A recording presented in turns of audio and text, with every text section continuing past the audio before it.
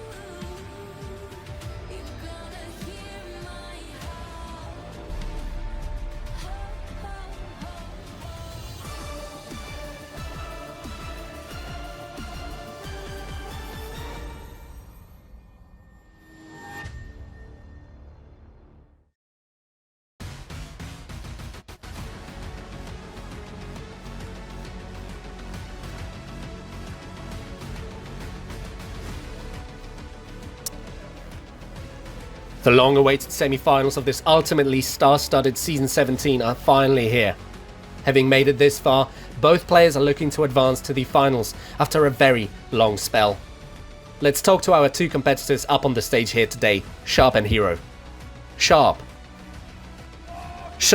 those finals of ASL in Season 1 at Seoul's Children Grand Park, you had shown amazing matches to get there, but you ran into Shuttle, who struck you down right then and there. And now, all of those years later, so much time has passed, one could have gone to the army 5 times over. Here in the round of 4. Your form has picked up.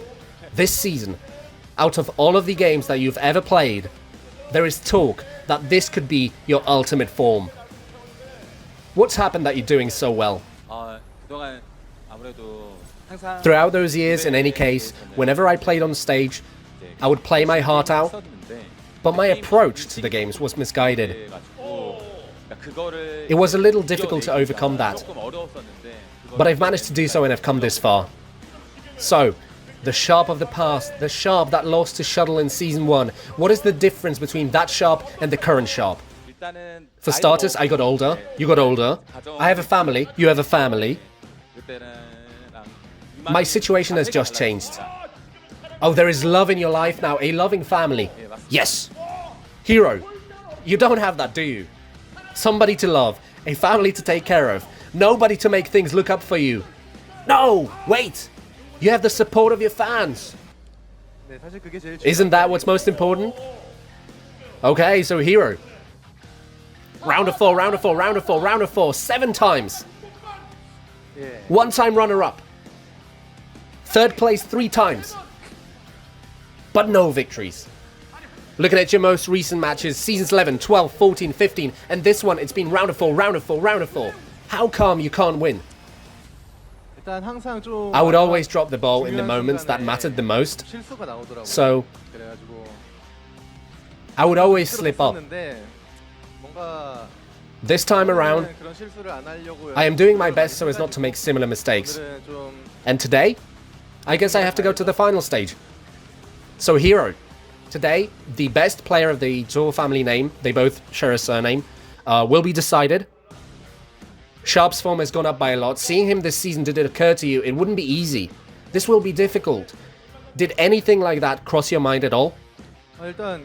Yeah, I saw him play his quarterfinals match and I thought he did really well. And so, to be frank, I don't think he'll be an easy opponent today. But I prepared diligently and I'm confident. You have confidence, you say? Yes. Right, so no chance of you losing then? I might lose 1 or 2 maps, 1 or 2 games and you'll win the rest? Yes. Okay, we've just heard what herO has to say. Are we losing this one then, herO? However you look at it, I am the underdog here, because my TVZ is yet to be proven, and so I would like to beat herO and validate my versus Zerg. Well, quite honestly, herO here is a player with a very scary skill set. You're saying that it might be possible for you. Now, what games do you think will unfold today? Well, it won't be an easy match. A difficult match, yes. Regardless, I think I might come out victorious today. And the score then? If things go well for me, 4-1, 4-2? A 4-1 or 4-2, you say? Yes. herO, herO is saying he might win 4-1 or 4-2. Right. What if you win the first game? If I win the first game, I would say a conservative 4-0. 4-0. What if you, herO, win the first set? Well then, I'll say the same. If I win the first game, we're looking at a 4-0. 4-0 here, 4-0 there. I wonder who indeed will be the 0 today. We are waiting for this ultimate showdown between the Ro family name players, again, surname reference. As we look to see who goes to the finals, please give a warm round of applause as we kick off the round of 4.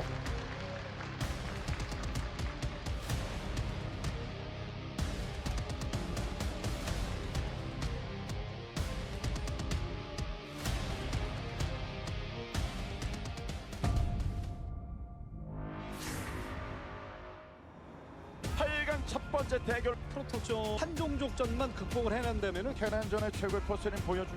커맨드를 이거 숨겨서 떴어요 일부러. 조기성식 낚여먹기가 진화됐어요. 한술 더 떴습니다. 저거 벌쳐. 또 들어와요, 또 들어와요. 이렇게 계속 느릴 수가 있을까? 코넥서스 의지를 꺾어놓고 있어요. 벌처 움직임 너무 좋아요. 와, 벌처로 다 잡아먹었습니다. 경기 준비 기가 막히게 해왔어요. 대화가 안 돼요. 진정한 마원 마인드로 시제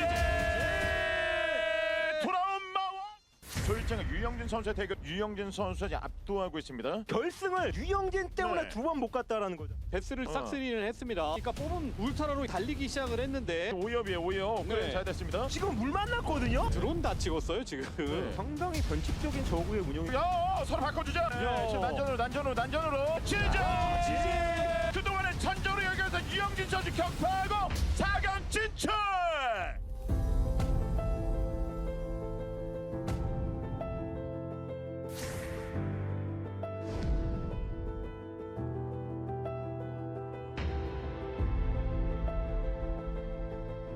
그 오랜 시간 동안의 그 도전, 그 노력들이 오늘 이 성과를 얻어내게 됐고 정말 오랜만에 4강 무대에 올라가서 이 꿈을 펼쳐준 조기석 선수예요.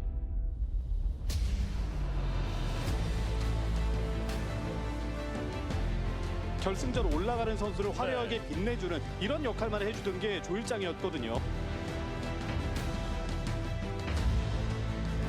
결의가 좀 느껴지는 마지막 카운터 펀치가 아니었나.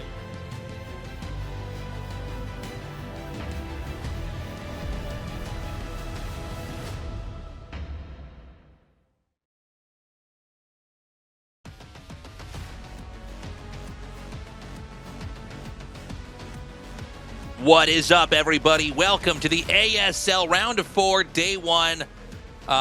It's going to be an insane match today. I'm super excited about the two players we've got here, Tastosis. Oh yeah, this is going to be so much fun. Of course, herO is our player who has been the most consistent over the history of ASL. It's stranger to see a round of 4 without him than with him. And then Sharp having maybe the season of his life, right? Like, since everyone got really good after Season 1, where I think the highest he's really generally made is sometimes round of 8, but he is killing it this season. Yeah, he's a player I wasn't really thinking about as a round of 4 contender. He's gotten this far. He's now a little bit of a dark horse compared to the other players that have made it to this moment. He played incredibly well in the round of 8, but this is going to be a really tough one. I think everybody has to agree that herO should be the favorite here. Yes, absolutely. You know, I love Sharp. He is playing out of his mind, but this is a different matchup, and this goes against all of Sharp's strengths and kind of abuses his weaknesses. If he wins this, he's a completely new Terran, and we have to rethink the landscape of who the best Terran in the world is. You know, this is a best of 7, and I mean, 7 games, you're really going to figure out who's better at this matchup here tonight. Yeah, best of 7s historically didn't really exist in StarCraft 1. This is sort of a carryover here from StarCraft 2, but it's a lot of games for StarCraft 1. So, I mean, the better player will come out on top. If Sharp's going to win here, he has to have a very good, solid foundation of TVZ. I don't think this is one where you can have a couple weird builds and sneak through. There's just too many possible games. Yeah, and you can see here, Sharp technically has a better win rate against Zerg. Don't let that fool you. Like, that is a false statistic. herO is better at this matchup than Sharp. They're like, you know, herO's losses here, they're against like JYJ, Light, Flash, Royal, right? The very strongest Terran vs. Zerg players ever to have existed. So, you know, they haven't played each other yet in the ASL. But I am seriously worried for Sharp, man. Like, this is his weakest matchup. Is he going to be able to pull out enough to actually do this here? Has he even won best of 5s against Zergs? And it looks like, yeah, I guess he won in in the very first season, the preseason of ASL. He won one, but that was it. Yeah, look, this is going to be a tough one. I mean, we got some really scary Zergs here between you know, the likes of herO and Sulky. herO kind of one of these insurmountable Zergs. Yeah. Doesn't seem to have any obvious flaws. Yeah. Even his style of play in general can be hard to track onto. Like, he can kind of do whatever he wants, but he's one of these Zergs that doesn't really take a whole lot of risks and just never really gets behind. Yes, that's a really good way to put it. Okay, so Terran vs. Zerg is really different than Terran vs. Terran and Terran vs. Protoss. In Terran vs. Protoss and Terran, you can kind of just play a really solid game, and that's going to give you very good chances. Against a Zerg player like herO or a Zerg player like Sulky, these god-tier macro Zergs, you can't wait for your opponent to make a mistake. You have to force the mistake. And you have to force the mistake by being unbelievably clean. You know, like you have to think about the way that you see JYJ or Light play, where it's like, okay, this macro is basically perfect. They're basically everywhere, and something's going to break. Sharp is not really like that. He's a very good Zerg. I mean, a Zerg killer, but like he doesn't have that level of clean mechanical skill as those other Terrans, and he is not a super technical Zerg killer like Royal, right? Like Royal would be here tonight, and you'd be like, oh, I have 3 builds that have never been seen that I am going to try to kill him with. That's not Sharp either. Sharp is just a middle-of-the-road TVZ player, plays a very solid game, and that's enough to beat most Zergs, but when you get to the top of the world, I don't think it is anymore, and I hope I'm wrong. I hope I'm wrong, but I'm really favoring herO here. I like what you said about JYJ and Royal there. Those are 2 guys on very different ends of the spectrum as far as build orders go. Yeah, Royal could probably come out with a couple of weird openers and do some obtuse things and maybe win the game. And JYJ just fundamentally can hang with any Zerg. Yeah. He's able to basically brute force games with just good control with his Marines, good usage of his science vessels. Sharp, look, I would love to have an upset here. We see some support for him in the audience right now. The problem is that, you know, herO probably, I would be surprised if in even one game he does any kind of weird, cheesy thing. I think he's just going to play macro, just be solid, not get behind. I like that sign from Canada. Good to see you in the audience. And so that's the tricky part. Now, we got a lot of people coming from all over the place. From the Czech Republic. You know he's old school because he's using those the carrot face emojis there. So yeah, I mean, it's hard for me to imagine a best of 7 where Sharp comes out on top. Yeah, and you know, herO, he, like you said, he doesn't really take risks. I feel like the riskiest thing I'll see herO do is maybe go 3-hatch Hydra versus Protoss. But that's like probably the lowest of the risky things that Zergs can do, right? Yeah. You know, in a best of 7, you have room too, where you know he could do a couple like rushing type, more aggressive plays, but he's going to have time to pull out of that. I think on Sharp's side, he has to have this planned really, really well. He should be doing at least a couple 8-racks openers. He should have a BBS in his back pocket. I hope that he's got like a good plan here, because if he plays just solid standard, I think herO's going to demolish. All right, guys, we're ready to get this best of 7 going. Remember, the winner of this series will be going on to the ASL Season 17 Finals.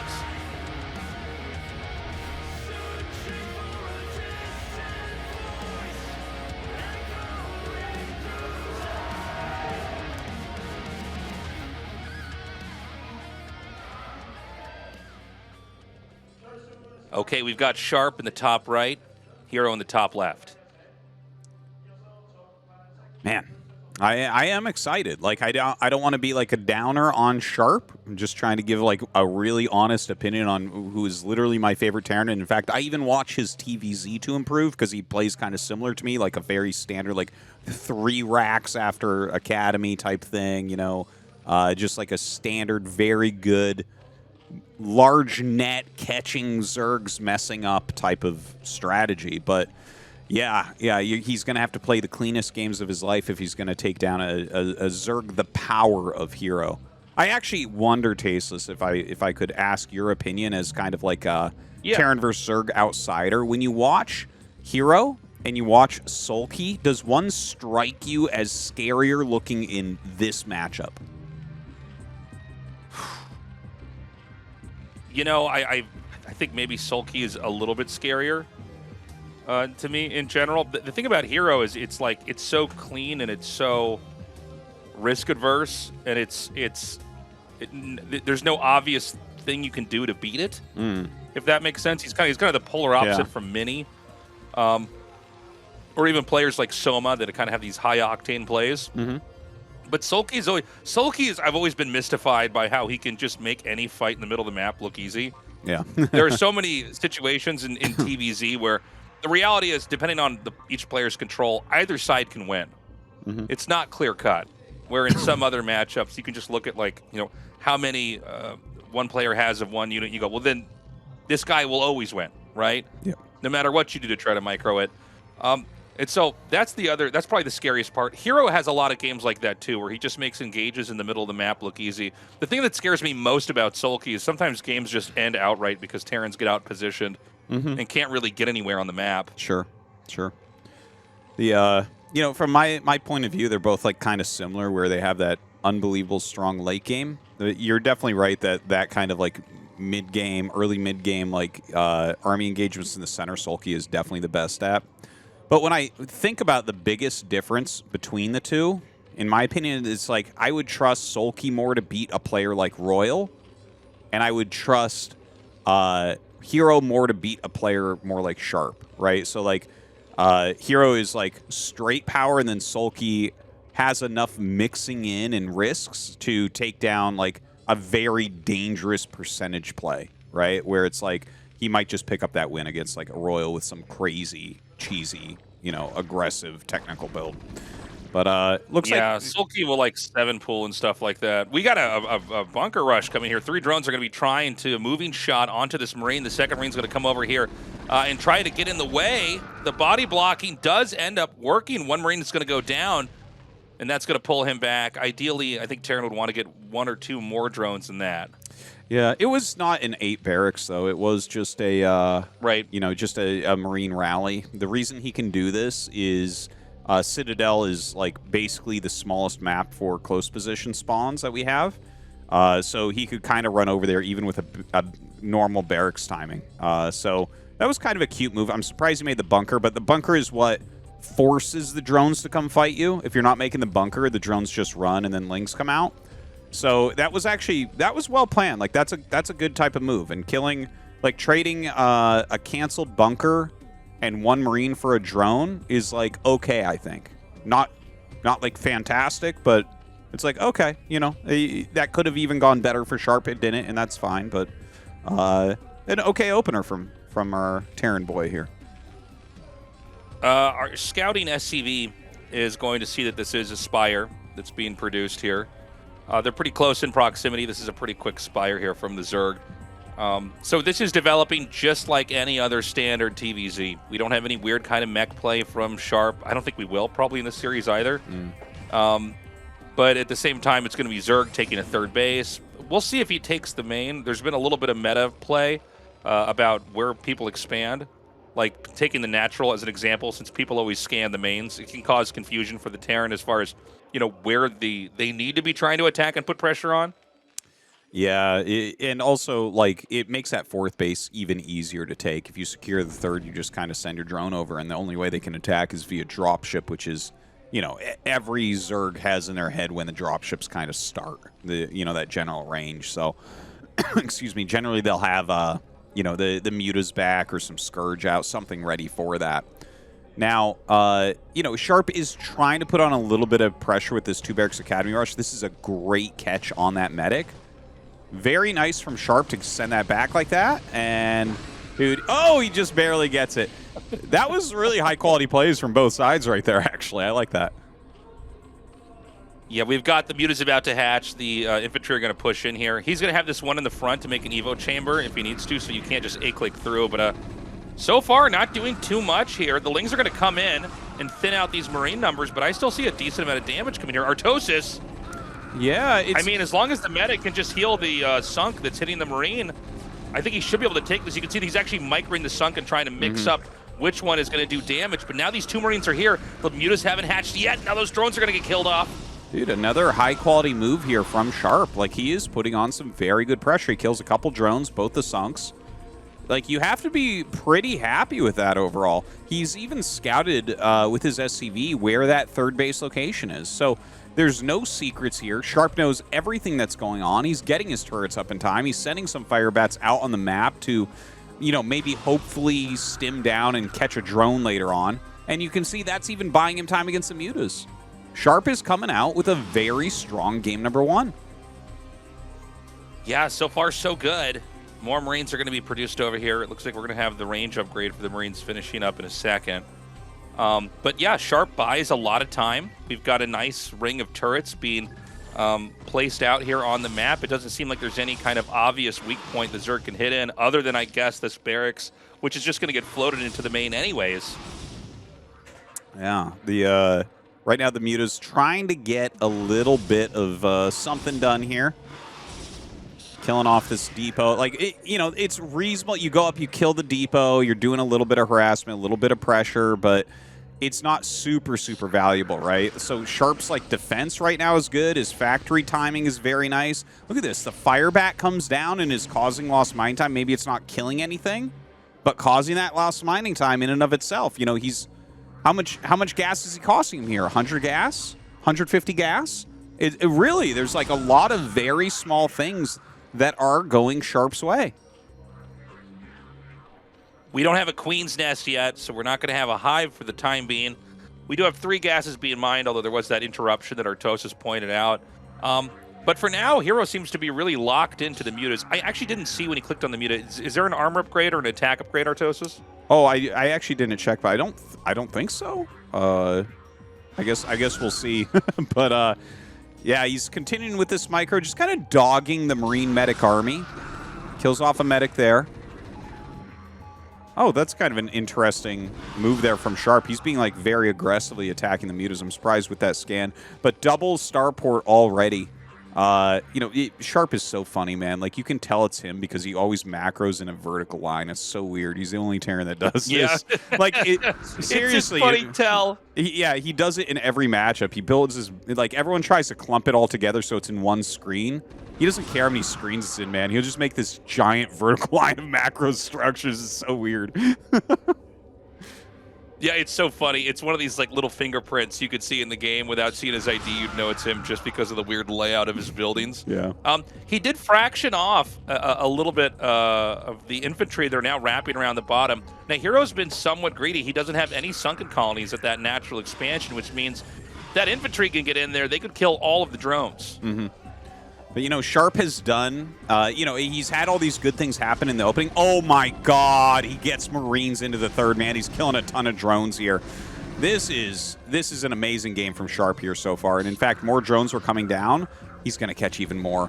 These 4 Marines doing really magnificently. Sharp is very far ahead right now. Very far ahead. I love how he sends these 2 Marines out just to make sure that he can try to kill a few more drones if there's time. So the mutas come down. He did get that air attack upgrade. At this point, I feel like Sharp is in probably the best position he could ever wish for. Yes. In this game. He's looking really solid. He just needs to not mess up with his forces. Keep in mind, herO's very good at flattening Terrans in the mid-game. Mm-hmm. It looks so good for Sharp. I really expect a Sharp victory here in this first game. Like, from the first little fake kind of bunker rush into the sunken bust into, just... kind of running around with a few Marines, trying to with the firebats, having his turrets up in time. His vessels are going to be out very shortly here. Irradiate's already on the way. He's on 5 barracks. He's continuing his upgrades. There's so many good, strong things happening for Sharp here. And if he can just keep this up, I mean, he's going to start with a map victory. Yeah, it's kind of crazy, Tastosis. He's now getting the science vessels out here. This means the Mutalisks are going to have to respect what Terran has. They can't just kind of orbit around and try to take pot shots wherever. And it's funny, Sharp really does like to dive on these mutas. He's much more aggressive in these fights than a lot of other Terrans are. Well, yeah, he's really trying to maintain some pressure out here on the map. Now, Niduses are coming up. Lurkers are out. Defiler Mound is on the way right now, so he will be getting that consume going. But already dropships. So he went 2 vessels into dropships, and this is definitely something that you can do. But when you're playing against your opponents, and they take the natural base, the natural's very tight, so it's easy to defend with just a few lurkers, which means these dropships have to go towards the main base, which is going to be a little bit harder to pull off, I think. Yeah. Zerg should expect this. There's a very specific moment in the game. The fact that there's not more vessels coming over here could telegraph the intentions of this as well. Yeah, look at this. He's kind of bringing the dropships in a funny way. It looks like he might want to drop the back of this natural, but again, if you have lurkers around, you can kind of clear that quickly. He's drawing the mutas out. He did throw one irradiate down the mutas, but it was a very quick split. Let's see what he gets done with this drop. He's definitely going to get some Marines, but a little bit hard to force damage when you're back here. Yeah, he's going to try to unload. One set of Scourge is going to connect onto the dropship, and there's just not enough material that's been unloaded to where the Zerg is going to lose that fight. Now, the natural is not being mined from. It is possible he could just try to stem and attack in. Is that one lurker or is that many lurkers stacked? I believe that's 3 lurkers that's stacked there. Okay. And he does throw down the Dark Storm as well, so that is going to stop that. You know, the drops, they kind of get off. Not the greatest drops right there. I am a little bit surprised they went 2 vessels into drops just because, again, when they take the natural base, it's harder to attack. If they take a main base as their third, it gives you this huge amount of area that you can work with, right? Where there's 2 main bases that you could drop. But in this situation, there's not a great place this early in the game. So not fantastic, but he's still ahead. Okay. He is going to have to back up for a second. More vessels are meeting up here. No 4th base yet, by the way, for Zerg. You know, when you don't have a 4th base like that, it becomes a bit of a problem, especially as Terran's going to out-expand here. The game may slow down. We're going to have, the back and forth of Irradiates hitting Defilers and Dark Swarms continuing to blanket and re-blanket, or maybe even a Plague over here. Nicely done, hitting those vessels. But it's unlikely that the Terran will break the Zerg. Yeah, it is going to take a while. He's going to have to kind of grind him down, which is, pretty normal. Like, you don't kill, like, Zerg thirds or naturals very often. If they get up to the Defiler, they're kind of invincible. It's all about denying that additional gas. So that's going to be something that Sharp does have to think about how he wants to approach that, right? Because hero's locked down right now. Like, you're not likely to kill him. And he's going to take that 4th in the bottom left. So it's like, okay, do we go dropships again and try to attack that? Are we going to go like battle cruisers and try to put on pressure like that? There are a few different options that he can go about here, and he is going to have to still do it very decisively because Zergs can come back from these positions, even though he's behind, even though it looks very kind of bad for him after the opening Sharp has had. He's got his tech, he's got his evos going, right? Like he's building towards this end game that can be so strong still. I really like the Spore colony at the natural. Because he's plaguing the vessels, now you can't even get in there and irradiate because the Spore would one-shot your vessels. Yeah. Just really nice defense here from herO. With the Nidus network connecting both of the naturals together, it's easy to have a Defiler pop in and pop out. It's also great to try to avoid irradiates. They try to get, you can see this science missile incoming. You can basically run it through the Nidus and suddenly the targeting just unlocks. Yeah. Yeah, it is such a good defense, and that forward Spore is so popular right now, Tastosis. It is a heartbreaker because you just see it and you know all your vessels are red, and you're like, all right, I guess not. We're not going to irradiate any of those lurkers. You're pretty invincible right there, and that's exactly what it's doing. He has actually repaired quite a bit. Does some great cloning on those irradiates. Going to get multiple defilers here, and I think a lurker as well. So Sharp is doing a very good job managing everything. Look at this. He's on 4 base, and he's got 500 minerals, 300 gas. Even the very best macro players in this matchup will go up to 2,000 minerals sometimes in this spot. So, Sharp is playing out of his mind. He is completely on fire right now. That new main that he's taking, that could be the Achilles heel for herO here. By the way, you could see just how bad plagued even Firebats are versus Zerglings. They just get popped like balloons. But I think we're going to have a big 4 dropship drop up in the 4th base here. And there's not really lurkers here, so denying this would be huge for Sharp. Okay, let's see if he actually gets this. Now, a burrow goes down. Does he have a Dark Swarm? Oh my god, he's trying to get one down, and he gets it on the 1 lurker, but again, this is a big main with a lot of room to micro. I do think he should be able to pick everything off. In fact, he could probably get that Nidus over the wall, which would be huge as well. Sharp getting the damage he needed. Look at that. That 4th base going to pop. Very tough situation here for herO. He's going to have to remake that immediately. Yeah, I mean, that 4th base was the only thing that herO really had going for himself. Now we're going to get the Terran onto 5 bases while the Zerg is on 3. Since Zerg can't really move out, Terran can't really move in other than that drop we saw earlier. We're going to get to that battle tech, battle cruiser tech here in a second. And this is another great way to just slow the Zerg down.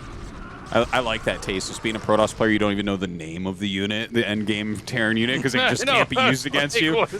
I've never seen it before in a game. I'm like, what? Oh, that's right. I forgot they have that. You're like, oh, I saw that when I used to play BGH. Sick. Okay. Yeah. Jim Raynor was in one of those. Yeah. But yeah, Battlecruiser can be really good late game tech if your opponent is going for an Ultralisk-based approach, which is what we see here. That Ultralisk Cavern is in the main base.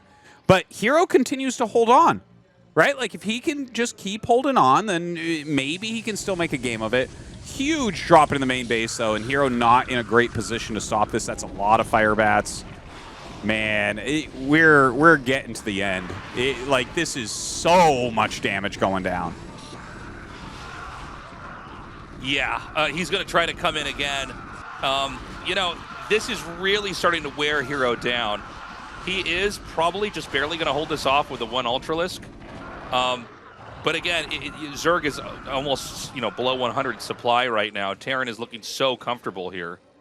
Yeah, and it's when you're playing against Defiler, it's right around that 70 supply where Zerg will just suddenly break. They just have nothing left. So he still has enough to hold on at 105. Like, he can still, oh god, an Eraser here is beautiful. Oh, I as well. love this so much. This so is a nasty. perfect move. Yeah, this is exactly what you want to be doing in situations like this. Now the drones have to be remade. Terran does lose control of the position on the map here. He's not able to, sit outside the natural. So you got to be a little bit careful, because if a couple lurkers and defilers set up and start to dark swarm your bases, you can lose control of the game. I tell you what, Tasteless, this really is a new Sharp this season. His macro here is so good. His play is really cleaner than it normally is in this matchup. The fact that he's going up to a 5th base again, he tried, but it got canceled. He's going for it again. He's keeping his money exceedingly low. He's got battle cruisers, drops, vessels, absolutely everywhere. This is truly impressive. Like, if you showed me this game and I didn't see the building layout, I'd be like, yeah, this might be JYJ, this might be Light, right? One of these guys that is just so on top of their macro, pressuring everywhere at once. This is a good look for this series right now. It's kind of insane, man. I'm just not used to seeing Sharp kind of strong-arm a Zerg like herO, of all players. Yeah. He's played a really clean game from start to finish, even from just getting that first drone, with the fake bunker rush. And I think this game is almost certainly going to end here with a Terran victory, unless there's some huge catastrophic, like he right-clicks the whole army through lurkers into Dark Swarm. I don't see a world where Terran loses this game. Yeah, I think you'd have to be going Hydra, Lurker, Defiler to have a better shot. herO here has chosen the Ultralisk tech, which is a lot easier to deal with when you're this far ahead. You can just continue to mass up BCs, continue to hit really great irradiates all over the place because they can't really zone you out. Maybe he'll start to try to get some more Hydras or something like that. Because that's one of the big ways you deal with things like the mass vessel and BC late game is you just plague them, and the Hydras help to zone things. And you see he is using some Hydras here to try to counter that, but doesn't have those upgrades yet. Sharp is he's applying so much pressure right now, and herO having the hardest time holding on. Yeah, and it's funny, Scourge, you'd think they would naturally counter battlecruisers, but they're so expensive, and battlecruisers can one-shot Scourge down. So the Zerg just ends up burning through a lot of gas that could have potentially been Ultralisks or Defilers or Lurkers. And herO here is on 4 bases, so let's give him that. But we're up in the 20-minute plus category, so he's going to have an empty main geyser. His natural geyser is likely very, very close to empty. Some Ultras starting to come out, but as you can see, they can't really do too much. Has to throw that Darkstorm down before losing his Ultras. Irradiates absolutely everywhere. BC's continuing to pour on the damage. And now another drop to this base, but this drop looks like it should be cleaned up pretty easily. Yeah, the battlecruisers are getting in such high numbers, they can actually come in here and kill the drones off.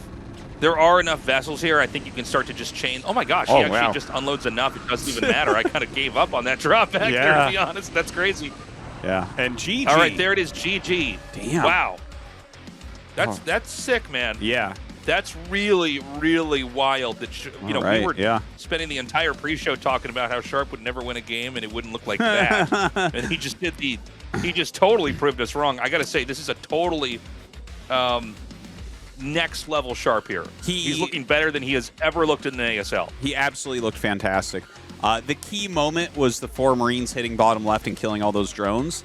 If that doesn't happen, the entire game looks different. And I'm not saying that Sharp doesn't still win, but what happens if he doesn't get all those drone kills?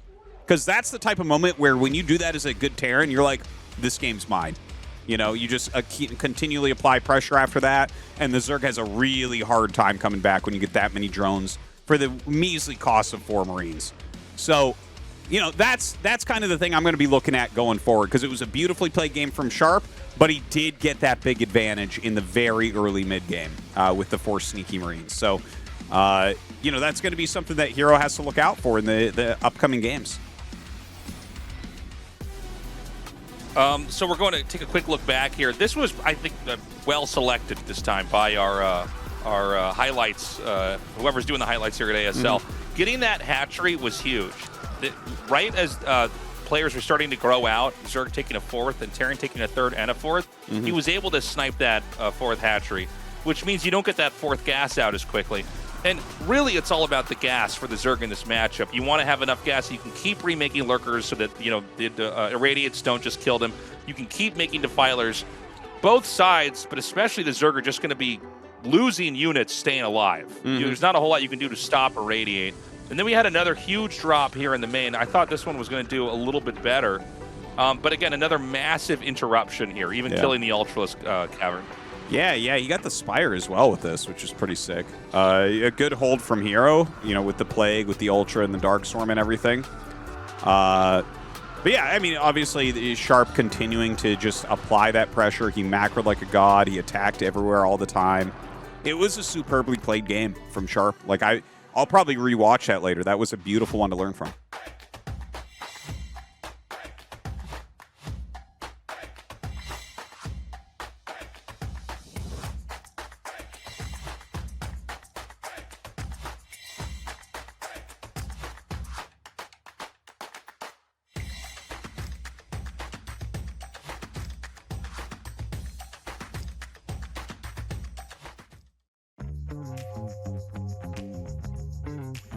안녕하세요. 조일장입니다. 테란 유저 샤프 조기석입니다. 반갑습니다. 그 한 3경기였나? 그냥 뭐 아무것도 없이 그냥 떨어뜨려? 해야 되네? 네.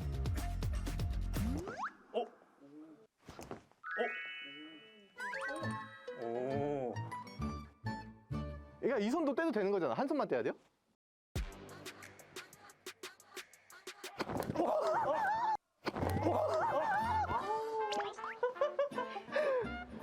아, 이건 잡은 거 아니에요? 까비. 아깝게 실패. 한호흡 챌린지를 시작하도록 하겠습니다. 도대체 이걸 왜 하느냐, 이렇게 말하기에 유연성을 키울 수 있기 때문인데요. 아, 호흡이요? 한 3줄 할 수 있으려나? 시작. 안녕하세요. 반갑습니다. 지금부터 한호흡의 한 글자도 틀리지 않고 좀 말하기. 틀리지 않고 좀 말하기. 아이, 생각보다 어렵네요. 예. 안녕하세요. 반갑습니다. 지금부터 한호흡의 한 글자도 틀리지 않고 말하기 정확하게 하기 한호흡 챌린지를 시작하도록 하겠습니다. 도대체 이걸 왜 하느냐? 이렇게 하면 말하기의 유연성을 키울 수 있기 때문인데요. 말하기의 유연성이란 말하기를 버벅거리지 않고 자연스럽게 유연하게 말할 수 있는 능력을 일컫는 말인데요. 보통 말하기를 잘하는 사람들이 이런 말하기 유연성이 좋은 사람들입니다. 아, 좀만 했으면 했을 것 같은데. 또 실패네.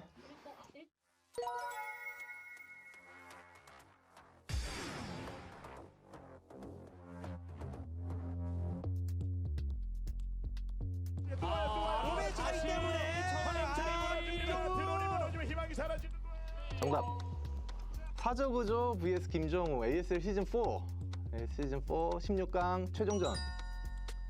이 시즌이 제가 저저전을 원래 아예 할 줄 몰랐어요. 근데 사저구조 걸려서 그때부터 저저전을 좀 파기 시작했었는데 8강에 갔더니 또 저그 만나고 4강에 갔더니 또 저그 만나고 결승에 가서 영호한테 졌던 그 시즌이었던 것 같아요. 네. 팬분들 진짜 막 심장 아프다고 그만하라고 그랬었던 기억이 있네요.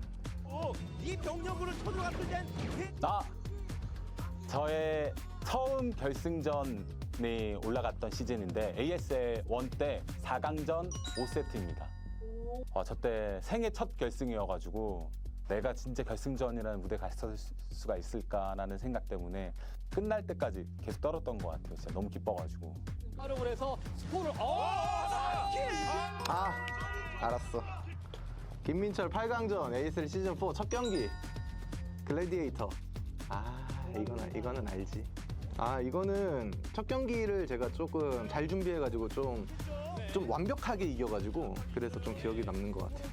하는 그런 뉘앙스를 보이면서 다 뭉쳐있는데 이거 시간 더 끌어야 돼요. 야 정말 팽팽한 이때가 언제냐면은 6은 아니고 7때 재욱이 형이랑 실피드에서 완전 그 베슬이랑 아비터로 이제 했던 기억나요. 그러니까 저는 캐리어를 하는 줄 알았는데 캐리어가 아니라 아비터 뚫기더라고요. 상대 의도를 잘 파악했던 게 저한테는 큰 도움이 됐었던 것 같아요. 잘한다고 불렸을 때였어가지고 되돌아오고 싶죠. 왜냐면은 이제 지금도 저 때도 다 간절하지만은 조금 더 나은 경기력을 많이 보여줄 수 있었는데 조금 무대에서 많이 못 보여드린 것 같아가지고 너무 아쉬운 게 많이 남아있던 것 같아요.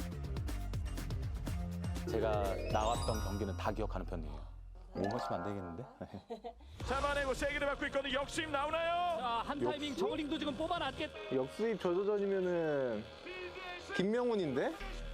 역수입 저조전 김명훈 3, 4위전. 마지막 맵이 뭐였지? 굿나잇은 아니잖아요.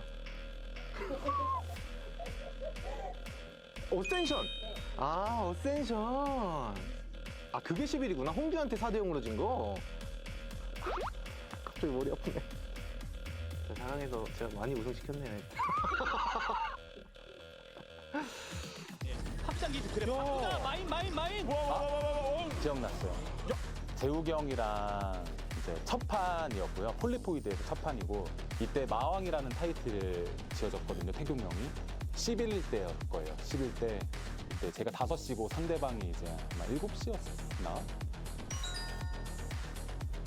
그걸로 어떻게든 더 활용해야 된다는 생각하거든요. 그냥 벌처에 마인 하나도 있으면 안 된다는 말입니다.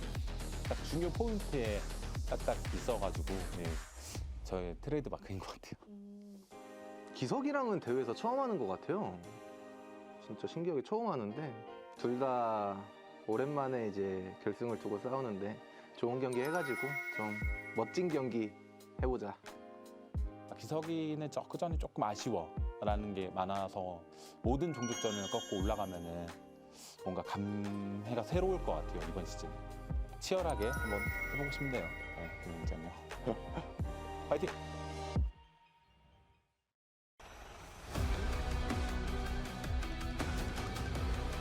Welcome back, everybody. What a crazy game one. To see Sharp just overpower herO there is wild. It really is a sign that herO has totally Sharp has totally leveled up his game. Yeah. Because if he can do that now, I mean, if he can just do that a few more times, he's going to win this. It's that simple. Yeah, it was really, really well played. But you know, the difference is that just a few drone kills can make in how a Terran vs. Zerg plays out is substantial. So you can't guarantee, you know, the 6-7 drone kills that he got in that early mid game every game. So when that doesn't happen, when herO is in a better position during Mutalisk harassment, can Sharp still pull out a game of this quality and break through? I don't know. But that's really what I'm looking for, because this is a 7-game series. Best of 3, totally favoring him right now. I'm like, he's playing like a god. You mix the cheese in, you might just get him right away, right? But this is a best of 7. herO has time to come back right now. So game 2 is going to be really important. Can herO clean up the early game a little bit? You don't normally see anybody get the upper hand on herO. I feel like he might have the best early game sometimes in all of StarCraft. Like, he's just so clean. But Sharp did it. So Sharp's going to have to really keep this going on, because I think you're totally right, Tastosis. The way that herO got tripped up early on definitely rippled into the mid game and the late game, giving Sharp that edge. We're going to go to Troy now here for map number 2. As this semifinal match between these two players continues on.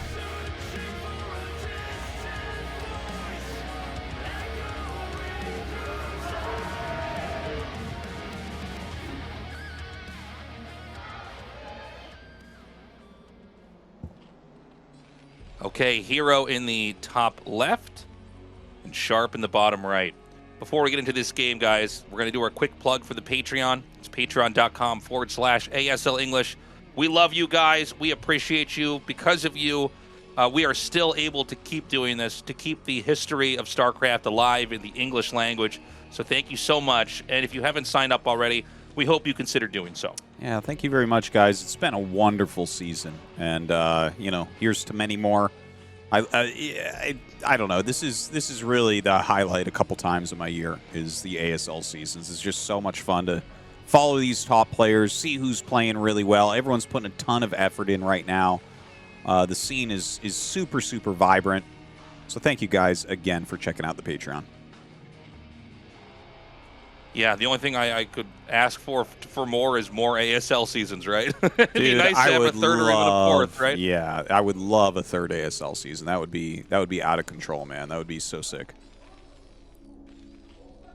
And so, you know, with these two here, I got to say, I'm more excited casting Game 2 now than I was even before the series started, because now I'm seeing that Sharp can absolutely hang and play and take herO on. Totally. Yeah, I can't disagree with that. You know, I came in and I'm like, just knowing the way that these two play, I don't feel like Sharp. You know, I feel like the best I was hoping for just coming in blind was herO over Sharp 4-2. Okay, that was kind of my gut feeling. It was like, okay, maybe this is like a 4-2. That first game shows me that it might go the other way. Maybe we do get a Terran in the finals. You know, that's always the best type of finals is when we have a Terran player. 1, 2, you know, any amount. But well, you know what's crazy is for him to get to the finals of all players too. Yeah. I mean, we all know Sharp's really good. If you've been watching ASL, he's probably one of the players you're most familiar with. He's in basically every ASL we ever have. But you know, I think for me and probably for everybody else, you just kind of get used to him not getting that deep. You know, like so many of the other players that we're familiar with. Yeah. It's so tough in every ASL because the competition is so fierce. But what a wild story that would be that he gets to the finals. Yeah. If you you know, put a gun to my head and you're like, which Terran's making the finals in a given season or even round of 4, I'd have to say like Rush. You know, maybe Light, because I'm always you know, standing for Light, as all Terran players are. But you know, it's never Sharp that I'm really thinking of. Sharp is like a round of 16 guy in my mind a lot of the time. But yeah, he's playing great. We're on Troy now, which is kind of an insane map, but no crazy openings here. This looks all pretty standard overall. And you know, if you play like a standard game on Troy, I do think that it is for sure Zerg favored at that point. It's just like, because of Niduses, you can actually just make a bunch of islands and jump everything around with Niduses, which is already, that's how Zerg moves anyways.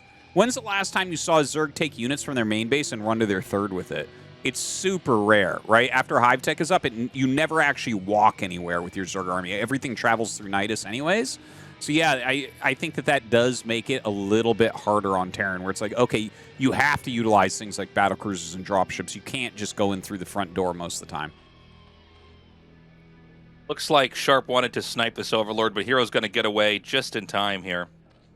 And you kind of alluded to this, Tastosis, but I always want to say this every time we cast this map. These neutral assimilators that you see at the entrance of the main bases, if you destroy those, these become islands. So this is a very unique map in that sense. It's a bit of a controversial map. Yeah. Because of that. But I think this is what makes RTS so great, is that we can take these different ideas and put them on a map, and if it's good, we can use it for several seasons or forever, and if it's bad, it's like, okay, well, we'll throw it out and try something different. Well, that's kind of the nice thing about ASL, is they'll always mix in a crazy map. But look at this. Speedlings coming in, getting around Sharp's Marines. This is bad news for Sharp. He does a little run back with the Marines. He tries to drill with the SCVs, but this is a huge advantage for herO. A huge advantage. He finds Sharp being too greedy, and now, oh, dude, Sharp's dead. I think he's dead. This is an anticlimactic game number 2, unfortunately. He just played a little bit greedy. His Marines were slightly out of position. He didn't make a bunker. And herO just does like a complete ling all-in and smashes him. Very cool. And now all that hard work from Game 1 has been completely wiped out. They're tied up 1-1. Not all StarCraft games are created equally, but they do score the same, guys. So the Ling all in, and the Ling all in from herO. You know, I was saying, it's so funny, we could not have been more wrong with everything we said about play styles and how they were going to come into this. herO actually does go for an all in, and I think a pretty smart one. Sharp was being a little bit greedy. He was trying to snipe overlords on the map. herO's so known for having very careful, solid economic early game that Sharp was a little bit too cavalier with the forces he had. He moved out and he got punished. You know, that's a bit painful. You gotta be a little bit more careful about things. The thing is, if you know that your opponent generally doesn't make a bunker, you can get a free win like that.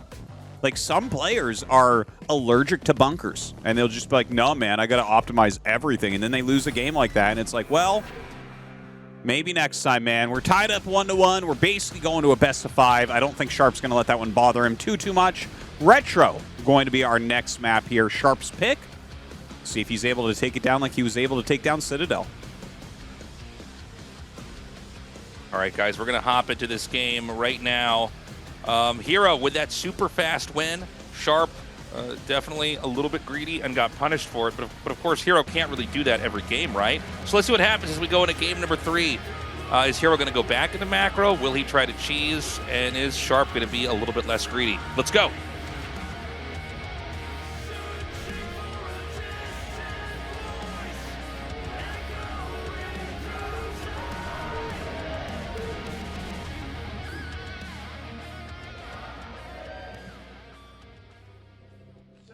Okay, Sharp in the top right, herO in the bottom left. Yeah. So, you know, Retro TVZ, I generally look at it as like a pretty normal map for the matchup. It is just kind of like, you know, the layout of the bases doesn't affect this matchup as much as some of the others. I think the win rate has gone slightly Terran favored at the pro level for this map. And I think it's like, if you look at what Sharp's picks are, right? Citadel was his first pick. Retro was his second pick. He's going for maps that are just, like, pretty standard overall. Whereas you see herO, like, he wanted Troy. And that doesn't surprise him, because we were talking about how, like, if we do get to late game, unite us around and everything. But, oh, we're going to have an 8 racks at least here. Might even be a BBS. Yeah, he's going to send this SCV right into the middle. You can build there right around these minerals. Yeah. And it's going to be that first barracks. Barracks on 8. So this will be a barracks on 8 followed by a factory. And that'll be kind of interesting because Sharp doesn't do super technical builds too often, but there's like a lot of variety on how you can follow this up, right? You can do some sort of crazy aggressive vulture play. You can go into 2-port Wraith. That's actually been a little bit trendy lately in Terran vs. Zerg. But first, he's going to try to get at least a little bit of pressure, a little bit of damage done. Generally, with this build, you will make 3 Marines, but sometimes you can make 4. So we'll see about that. Now, this is, you know, with Hatchery first, this is kind of this is like a real nightmare as far as who picks what build here. Mm-hmm. He's going to have a couple Marines.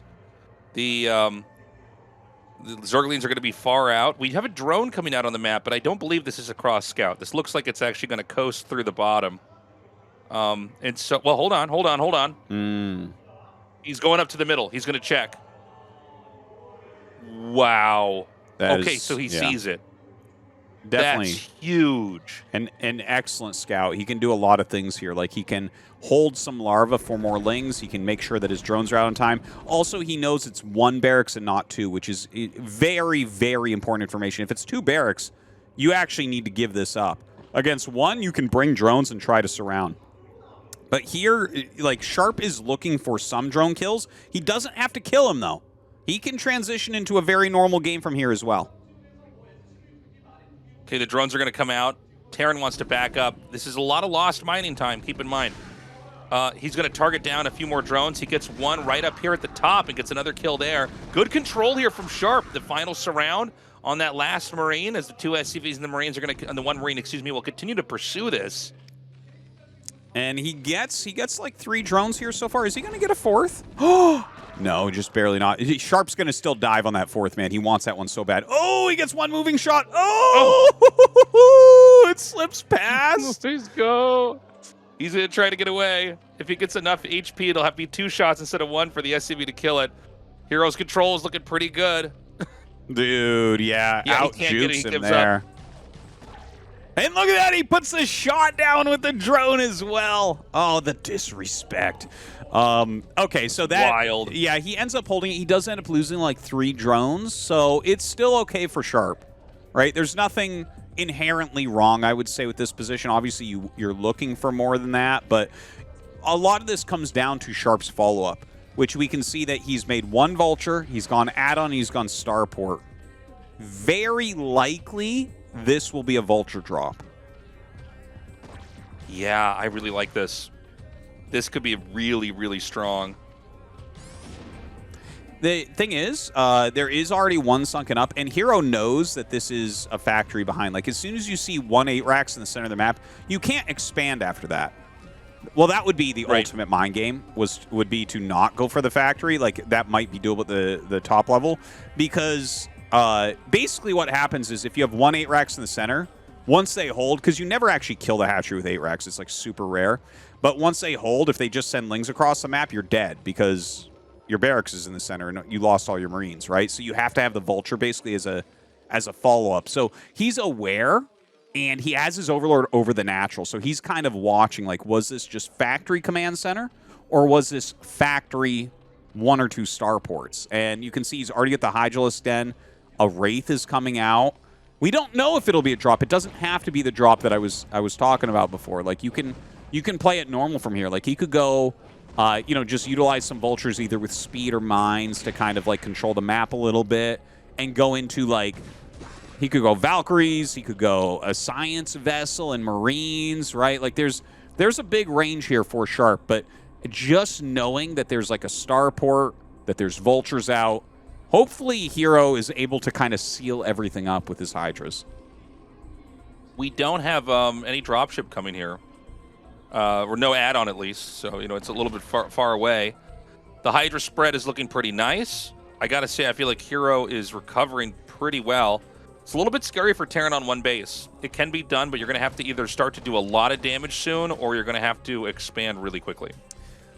Yeah, and he is making that command center on the high ground, kind of hiding it away, making it non-obvious as to what he's doing. Like I mentioned, right now, 2-port Wraith is actually a pretty popular build in Terran vs. Zerg. We've seen that for about a year, like JYJ used against Sulky, and, in that ASL as well that he won. Obviously, that's not what's going on here. I actually didn't notice what that building was above the barracks. I assume, yeah, that's an engineering bay. And he's going to go Cloak. So this is a very old 1-1-1 style where you go 3 Wraiths with Cloak, and that just kind of... It makes it so that you don't die to the Mutalisks, right? Like, the Wraiths are not going to be utilized for harassment or anything. You're just kind of using them to make sure Mutas don't end up killing you. And it looks like I love the quick evo. If you remember the old 1-1-1 builds that we had back around ASL Season 5 or so, the way that the Zergs kind of figured out how to deal with it, if you get that quick +1 armor and you just kind of mass up, it's like you can have like Lings and Lurkers and some Mutas and all that. These very technical 1-1-1 builds generally have a hard time actually finishing the game off, and then they're behind on important things like upgrades. Now, what happens if Zerg just gets Overlord speed? Can't you just chase all the Wraiths down and then get into a much better position? Well, the thing is, these are just buying him time. Like, oh, wow. Is that an overcommitment right there? Okay, he does have a Cloak. So, if you get Overlord speed, which he probably should end up getting, because this harassment is going on, like light harassment on his Mutas, but Sharp is going to go into a normal game. Like, he'll go Science Vessels from here, he'll go Marines and Medics from here, and he'll just have, like, the normal anti-Mutalisk army. The Wraiths are kind of like this weird bridge that you're using because of your opening, where you kill the Overlords that are near you, you get some scouting intel with them, because these are 2 things that are issues for a build like this, and then you just defend. Looks like he's just barely going to knock at that 1 Wraith. The other one is just out of range. The SCV is going to glide by this. Mutas don't have great vision range, so I don't know if he's going to be able to go there and intercept that one SCV that's heading down. With the third base being taken at 9 o'clock, it's going to be pretty hard for Terran to push over there. I know that there are 2 ramps technically that go up into those bases, but you really only have one because you're probably not going to be right outside the Zerg's natural and then run up to the ramp to their ramp to that base. Yeah, that's very true. It's you know, he's going for like siege tanks. He's going for science vessels. Obviously, his barracks are coming up now as well, but. I feel like herO has kind of like the optimal stuff to deal with this right now. He is definitely working towards Defilers at the moment, adding in some more Mutalisks as well. He knows that there's not going to be like this overwhelming amount of Irradiates or anything because it is like this is the standard follow-up. Like this type of play, it's kind of like old, but as soon as you see that they go for a Wraith, it's like, okay, this might be like the 3 Wraith into tank science vessel type of push. And if herO can just stall it out and get to Defiler play, ooh, a Queen, I love it. Yeah, if he can get to that Defiler play, he's going to be in a good spot because like this build doesn't transition super well into like a huge 2 eBay, 2 starport, you know, pressure everywhere type of play. It takes a little bit longer. So does he want to try to ensnare? Yeah. The Wraith, very cool. Yeah. You could even ensnare some Marines, too. Ensnare's actually really, really undervalued. It's, like, quite a good ability. When people ask what is the most likely unit to come into, like, heavy usage in the coming years, I always say Queen. And he actually gets a Muta there. If he had gotten the Queen, he would have felt so good. Yeah, the Queen, like, Ensnare is really strong. It doesn't just slow the Marines, it also slows their rate of fire. So it basically equalizes stim. Right? It makes it so you're basically playing against non-stim Marines. And that's incredibly strong, of course. And yeah, you can ensnare the Wraiths, and it reveals those. It's a very good play. I really like seeing this Queen mixed in here from herO. So we saw him parasite the Science Vessel. I think a lot of people watching might forget, but there is an upgrade called Restoration that you get on the medics so that you can force them to make that, and that'll get rid of Parasite. Zerg don't have any, Protoss don't have any kind of way to fix that, any kind of panacea versus the Parasite other than to kill the unit. Looks like he's got enough mutas here. I think he can basically take this fight. Yeah, he's going to have to back off. Also, keep in mind, guys, you can infest a command center with a Queen. We don't really see it often, but if you have a Queen or 2 out on the map, and this game looks like it's going to go on for a while now, right? It's always possible a 3rd or a 4th command center could end up getting infested, which would be huge. That would be amazing. It actually can be really, really strong. But yeah, he did use the Parasite. One thing about the way he clumped the Queen in with the Mutas, like he couldn't target it. And you saw Sharp was really trying to, and it's incredibly hard to do. He really wants that Queen dead. That's like a very annoying unit to play against. Now look at this. That one Parasite setting up maybe a free kill. No, he pulls it back. No, he's going to... Oh, just barely saves it. He's going to be able to chase his Queen down now. No, oh, great ensnare. And look at this. These Scourge can just fly right in here. That's crazy. We did have an Ultralisk Cavern that was made. So, you really want 4 gases or more for Ultras, but you can do it on 3. So this may come down to like a little bit of a fight here in the middle of the map to see who can actually take this. Yeah, the Ultras, I think, are actually a pretty good choice. He got his carapace going really, really quickly this game. And you're just kind of like lower on units when you play this type of technical style that Sharp has played. Ooh, and he gets a Vessel. Oh my gosh, very, very painful indeed. And there's also a Greater Spire. Dude, I think herO is, like, strategically, he's doing really well here. The Queen was really smart. You're playing against 1 starport, and he's already taken out most of the Wraiths. So the fact that he has the Greater Spire, that might open up opportunities for Guardians to be very powerful. You know, with the quick carapace, he can maybe get ahead in those upgrades, because generally you do kind of slow that down with a build like this from Sharp. There's like a lot of options here for herO on how to play it going forward. Yeah, this is looking so good right now for herO. But, a well-controlled army here in the middle of the map. Sharp might just take this. It should be about time for him to push here. He has 1 tank in that group, and I think that's all the tanks that he has. Or does he have more in his main Artosis? I think I didn't see any. I don't know if he went for 1 or 2. I love the Spider Mine. Yeah, those Look mines. at the Spider Mine setup. It's so smart. I really like that as well. That's very, very nice. He might get like a sick mine. He's actually really close. Oh, God. Okay, well, not that good, but still trying. Yeah, but even planting the mines over at these bases to force Overlords to come over there, it's just so smart. Terran's actually going to blindly move up to the top left. There's no hatchery up here, by the way.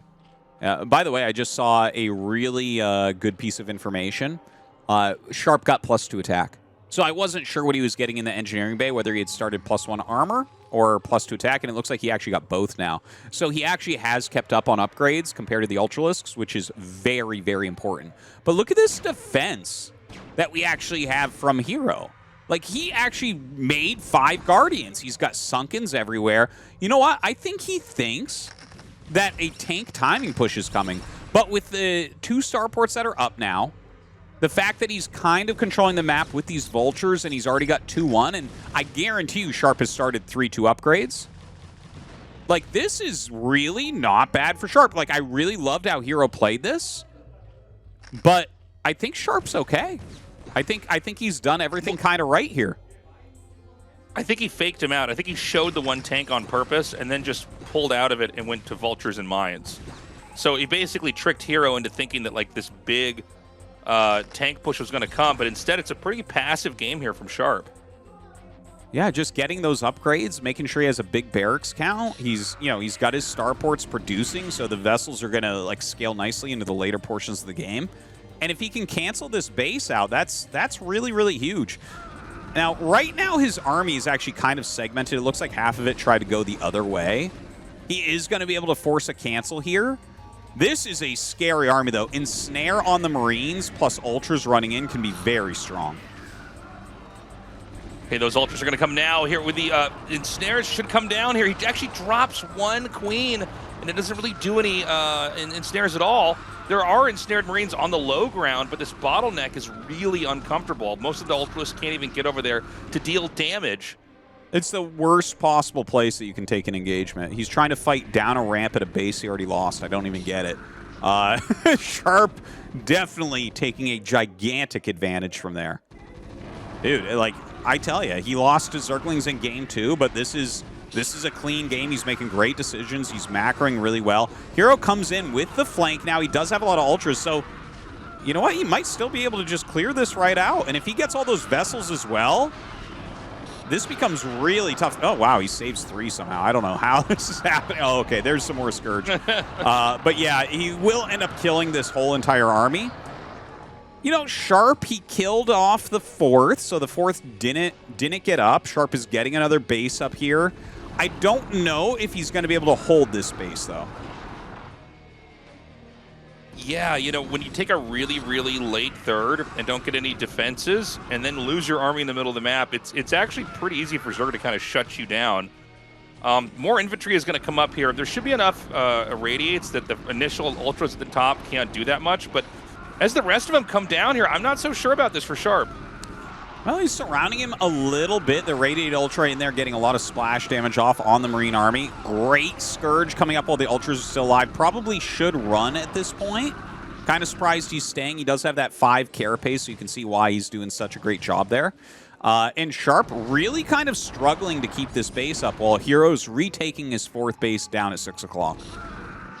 And keep in mind, I mean, we've been in this game for a while, almost over 17 minutes, and so, you know, if this 3rd base is taken out, the natural is going to mine out. The main is going to mine out. Everything is, and so it's all going to come down to having an additional base over here.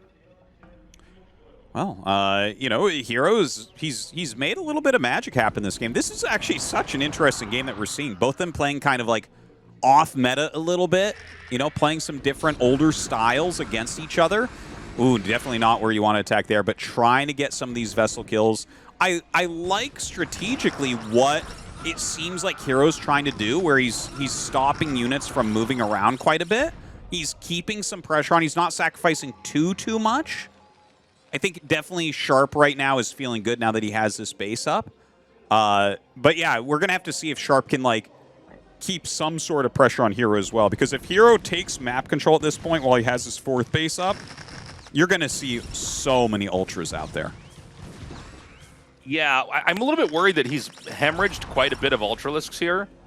You can see, by the way, it's not cut and dry who's going to win with the Spider Mine versus, you know, an Ultralisk or Zergling. Like, they can kill that off as it pops up.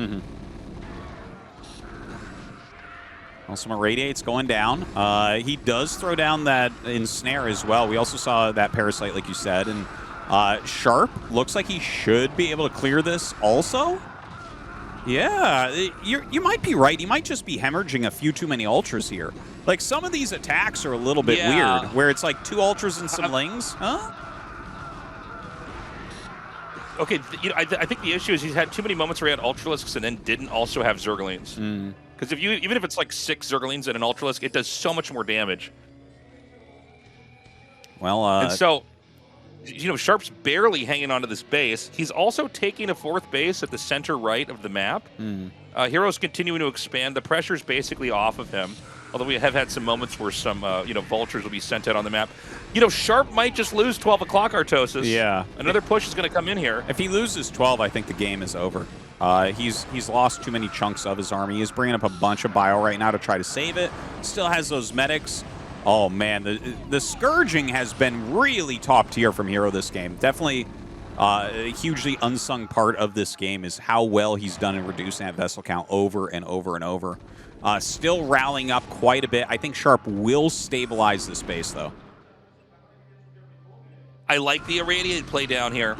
But again, these Lings are coming in. The Ultras are doing damage. It just seems like Terran is barely hanging on. And look, it's not hard for the Zerg to just keep making Zerglings and Ultras. I think that just barely Sharp has been broken. I think you're right. I think he should have had his ramps clogged up on both sides. Yeah. More Marines and medics up there and just kind of leave it. Yes. Because this entire game, continuing on, is hinged on whether or not the Terran has a 3rd base or not. We haven't gotten a shot of the natural, but it looks like there's nothing there. Or maybe, yeah, like, what, 1 or 2 patches? So, yeah, Terran is going to just lose the game and dry up if we can't get a hold of 12 o'clock. You're right. You're right. I think that's exactly what Sharp should have done, is basically clog those ramps, as you said. You can put SCVs and medics and stuff on hold position on ramps, and it really screws up the AI as your opponent tries to get in there. You know, melee units have a hard time against anything that's blocking them. Hell, you could even make depots around it, right? Anything.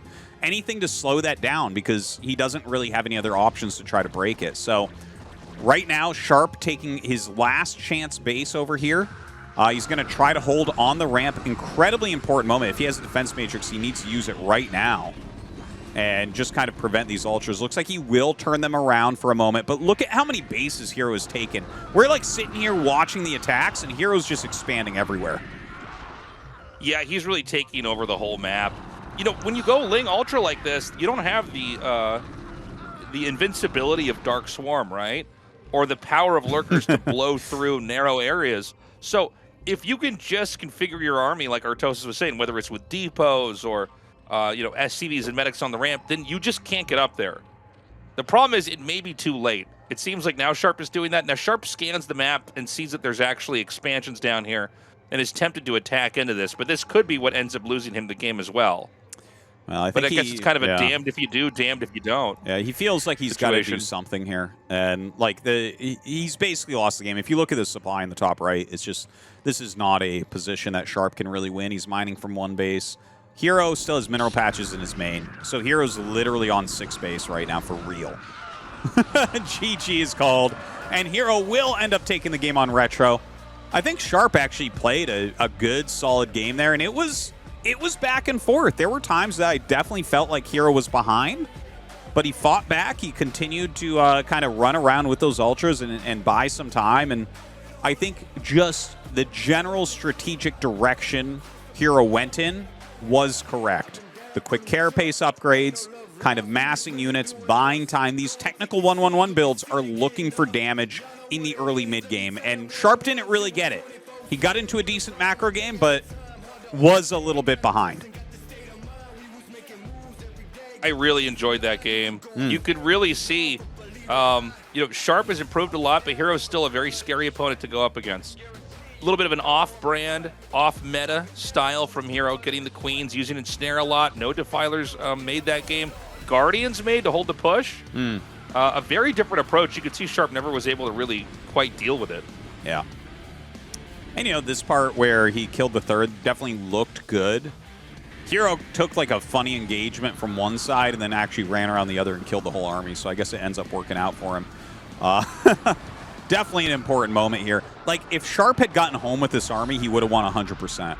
Right? Like, playing against Ultras is all about critical mass. You have to have such a giant cloud of Marines that it kind of ignores the fact that the Ultras are super, super tanky and deal damage quickly, right? Like, if you get that giant cloud of units, you know, critical mass is everything when you're playing against melee units. You just have to have enough that they aren't going to get the right surface area and you're going to win.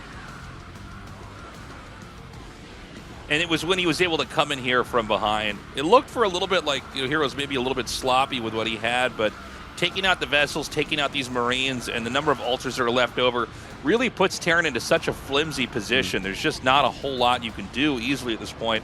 And I guess the other big thing is just not clogging the ramps when he did take that third. Yep. You can sit on that third for a long time. You just have to make sure that they have to at least tech into something else to get up there. Totally.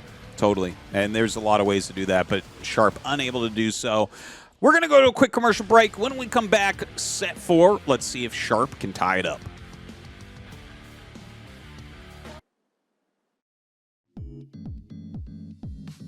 불 좀 켜줄래? 내 의자 좀 보게.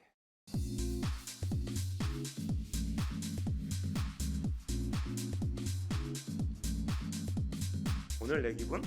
각도로 말할게.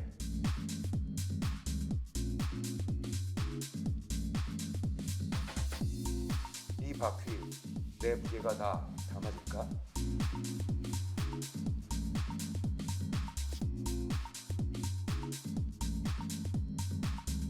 하루만 네 의자에 메시가 되고 싶어.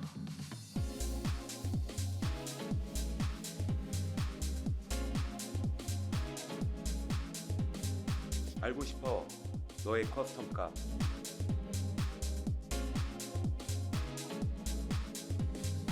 만들어봐. 네 의자에 꿀려.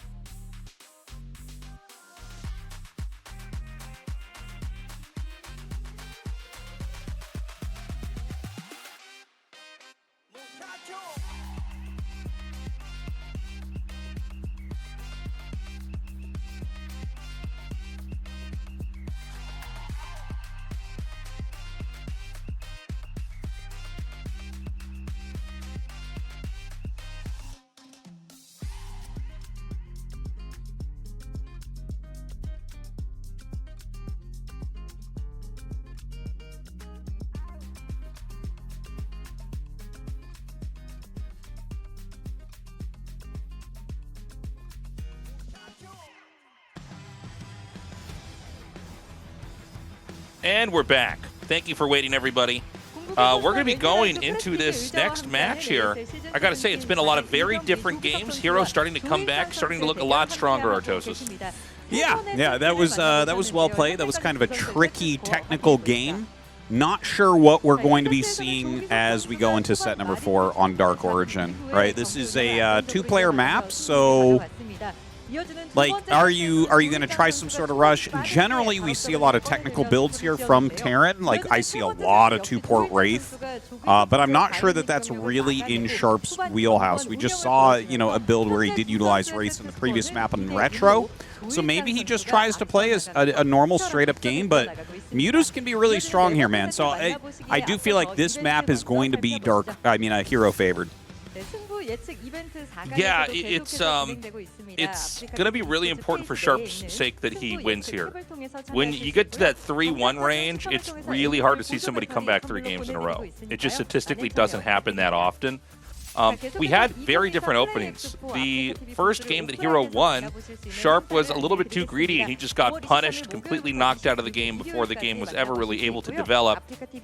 But in game 1, I think that Sharp showed his strongest hand there. He was able to play a straight-up TVZ and look really good. I think when we look at game 3, it's easy to forget the early game because we were talking about all the Ultralisks and the Queens and everything, what was used there. But that was originally a proxy racks in the middle of the map into gas. Yes. It's a very good point to kind of bring that up once again. So a really weird one. It kind of brings you into a different flow of a game. I don't think we'll see another one that looks quite like that, but I wouldn't mind some more early Marine pressure from Sharp. I still think he should be trying to pull out a double proxy barracks in at least one of these games. Yeah, I agree. Is this going to be the one? Obviously, he knows his opponent's spawn here. We may end up with a bit more of a conservative opening here from herO. herO, by the way, showing that he is willing to cheese. He is willing to do crazy all-ins and off-meta tech as well. So a lot of range coming here from herO. Yeah, still excited for the series. Hoping that Sharp is going to be able to bring it back here on Neo Dark Origin. I do worry a little bit just because of kind of the shape of the map. Mutas are really hard to stop here.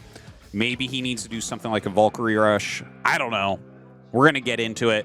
But if herO takes this one, man, that is a steep mountain to climb back up as Sharp. Looks like we're ready to get into this game. Sharp versus herO in this best of 7. Remember, guys, the winner is going on into the ASL Season 17 Finals. herO, the clear favorite, now up with a 2-1 lead, but Sharp in game 1 of the whole series playing a straight-up game. Solid play from start to finish. The question is, can he bring that back, or was it a one-off? We're going to see here as we move on into game 4.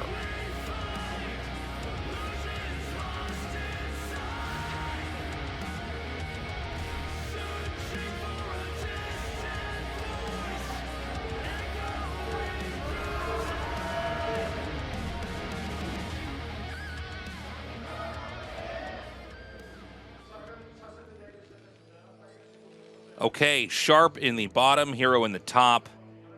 Are we going to have that SCV sent out right away to maybe make a barracks somewhere out deep in the map?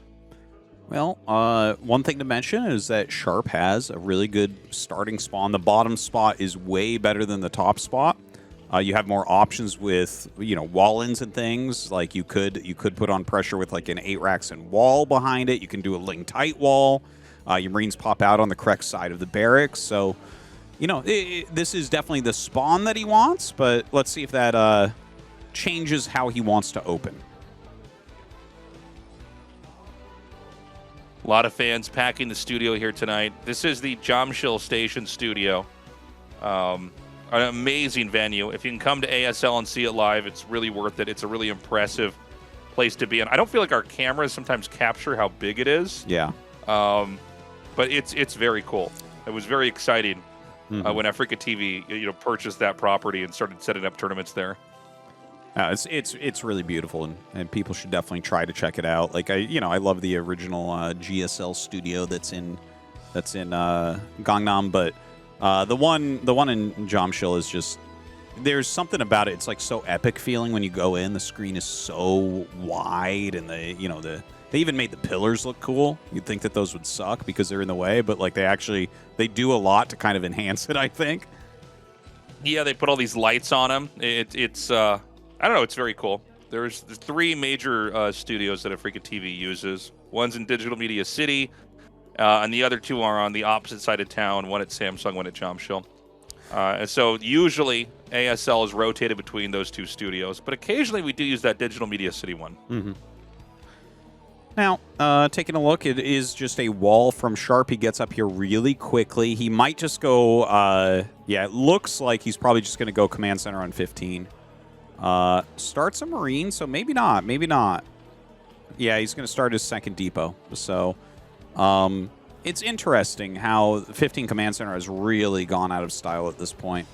You know, once upon a time, if you first scouted a Zerg player and you saw Hatchery first, you would always not make your second depot or a Marine, but instead just immediately go Command Center. Nowadays, we like almost never see that. Everyone is starting their second depot up, you know, going 1 to 2 Marines and then the Command Center. It does allow for like a different kind of way to play, and you can see here the way that he placed his barracks allows one small hole for the Zerglings to come out, so he is going to come up and try to do that same type of pressure like we saw, you know, originally in game number 1. Got a question for you, Tastosis. Well, actually, I'll get to that in a second. This one Marine is going to chase down this drone and have to immediately turn around because otherwise the Zerglings are going to come down and kill him off. But I noticed, so obviously there's a quick command center being built down here, but he made a gas right before he did that. Oh, yes. Okay, yes. That's really, yeah, that's very interesting. Can you explain that to me? Yes, this is a new thing. So basically, if you go for late gas, but it's right before your command center, first off, it's a little bit hard to read that on the command center health, right? It's very easy to read if you go gas first to go into a factory into command center. Like the command center is noticeably later. This is just a tiny bit later. This is a Valkyrie rush. This has gained a little bit of popularity lately because you can't really even scout this. There's like almost no way to tell that this is happening. I think that what's going to happen is Zergs are going to queue in on the timing of the command center down to the second, right? So that's going to be like something that they can check a little bit more. You can see that Sharp is even trying to deny that a little bit with that Marine and everything. But yeah, I'm not too surprised to see it just because I was talking about how Mutalisks are very hard to defend here. And this is like the most cloaked Valkyrie rush that there is. It's hard to tell that that's what's happening. And so do you just want to try to come out and kill off Overlords right away because the Spire's so far out? No. Or are you just trying to hard counter Mutas? Yeah, you're hard countering the Mutas, basically. And we'll be able to tell if herO has figured out what's going on, because you might look at this and see the Marine production and be like, oh, this is maybe a +1 build or something like that. But if herO makes 2 Scourge in his original set of Mutas, he knows exactly what's going on, for sure. And if he doesn't, he might be caught off guard here, and Sharp might get a little bit of an edge with how quick his Valkyries are. Well, we're waiting for those the Mutas to start up over here. It is going to be 3 hatch in his base, so there's not going to be a 3rd hatchery somewhere that you can Terran could try to push into really quickly. Keep in mind there are not that many places to even expand for Zerg in this matchup. You know, you think of that game on Retro and how much of the map herO had at the very end. You can't even get that many bases on this map. That's very true. It is a smaller map. If you're in okay shape, you can definitely kind of control it a little bit later on. Now, that was very cool. When he started to move out, 2 Sunkens got started. Then they both got canceled when he saw what was actually moving out. I think he looked at it and said, oh, there's only 1 medic here. So when you see just 1 medic, you might think, maybe this is a +1 rush. I just don't think he realizes that it's Valkyrie, though. Yeah, we're getting close to that moment, though. I mean, once you see 1 Valkyrie, you know what's going on. The Mutas are going to be inbound. The turrets are just going to be finishing the last second here. And it's important to note that he did keep the starport at the very bottom, so the Mutas might not actually encounter the Valkyrie for a little bit. Yeah, the turrets are coming up like just in time and everything, like you said. And yeah, the Marine's going to come up, kind of push this back. herO starts his harassment. Like, he's probably feeling pretty decent still here. But that Valkyrie is about to pop out. So this is where, okay, herO flies in the main. He sees the starport. Where's the Valk? Oh, there it is. Okay. I don't know on how top I of the didn't command see center. It was blending in. Yeah. I couldn't see it for a second either. I'm like, where'd it go, Artosis? Like, did he cancel it? So he's going to see the Valkyrie. Yeah, yeah. And you see immediately Queen's Nest and Hydralisk Den. So the Valkyrie Rush is going to basically block a lot of the Mutalisk harassment. He is making more Mutas, and he might throw in some Scourge as well. But a lot of this will just come down to, can he reduce the Valkyrie count? Because you're going to be able to push out and do like a pretty strong push here. If you get up to 2 or 3 Valkyries, like the Mutalisks get slaughtered at that point. Yeah, there's just a point where there's enough Valkyries, and the damage they do, it's in such a wide area that like all the Mutas will just die at once. It's really tough. I mean, Corsairs, they do a spread damage, but it's incomparable to like what the Valkyrie can do as far as that range is. So he's got that second Valkyrie up. I would say maybe 3 or 4 is probably a number where it starts to become a real threat. Would you agree, Artosis? Yeah, it's really around 3 that they get super scary. But look at this. Flies in. Oh, my God. And he gets both of them. Okay, well, that's a bit anticlimactic. He also anticlimactic. gets Lings in here. The game's over. I think he's just going to win the game. Yeah, the game's There's no over. bunker. There's no sustain. It's like a little bit like Game 2, only right before we got into mid-game. Yeah, that's it's pretty much done. Like he's losing everything at his natural. Even if you kill all these Mutas, hero's going to be on 3 base, and you have no Marines to counterattack with. GG. Another very quick victory is picked up here from herO. Game 2 here in Game 4. Just completely smashing. I think, it's a very, very modern build that Sharp used. And it seems like herO already has some good counters to it, right? Like he masked up his units a little bit heavier, and he really jumped on it. The Scourge doing a great job. Sharp just not ready for that attack. Yeah, it's too bad. I didn't even really appreciate that there was no bunker until that attack came, and I thought, oh, wait a minute. This is like a lot of Mutas and a lot of Zerglings. Like, you're going to lose this fight. You need something that you can repair, something that gives you some sustain. And herO just kind of saw that opening and went for it. The Valkyries weren't even pulled back behind the turrets. They just sort of stood there, and the Scourge crashed right into them. And then suddenly, what looked like it was going to be an army that would counter what the Zerg has was actually completely wiped out. Well, I tell you, that's oh, look at that, Saiyan's over there. Very nice. The Saiyan KCM, the caster, lives over in Japan, so visiting over to see. I got to cast with him actually in Thailand a little bit. Good guy. But yeah, good to have him out here. And anyways, it was a bit anticlimactic. I was really looking forward to seeing what Sharp would be able to do.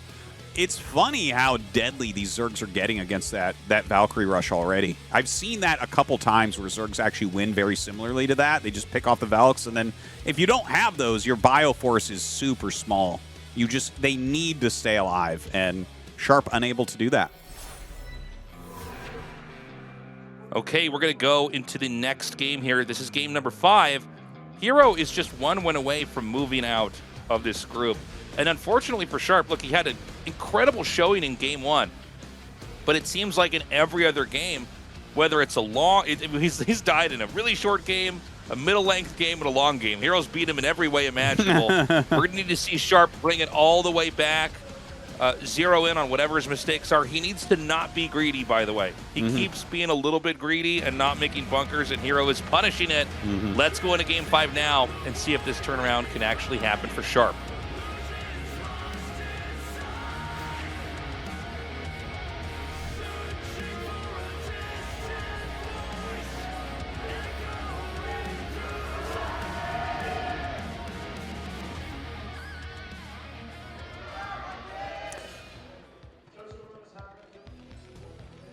All right, we've got our Zerg player herO in the top center, and in the bottom right is Sharp. Yeah. So Apocalypse, I feel a little bit bad for Sharp, seeing where he started. I want to see what his opening build is going to be, but this natural on the bottom right is very, very, very, very hard to defend.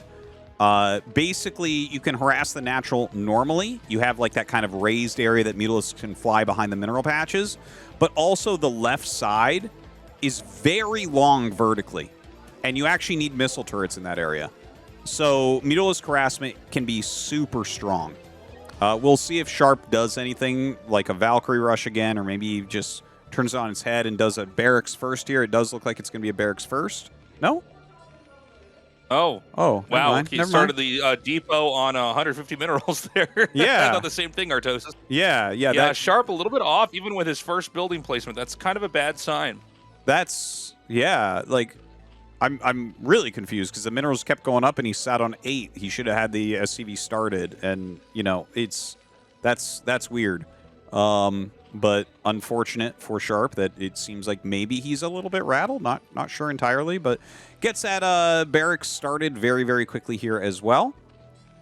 And you know, a wall. Okay, we'll see how that goes. herO isn't doing a Zergling rush or anything like that. Just going to go ahead and play with a hatchery first, and maybe we'll just have a normal game. Yeah, hopefully. I gotta say, herO, you know, looking so scary. These games where it wouldn't seem like the Terran has any weaknesses, he just finds it and goes for the jugular. Yeah. The SCV is going to scout up here towards 12 o'clock. It is hatchery first and pool shortly after that. And this, you know, I was thinking, you know, could you do that gas build again? Could you try that Valkyrie play again? It seems like it's hard to scout the gas guys for Terran on this map specifically.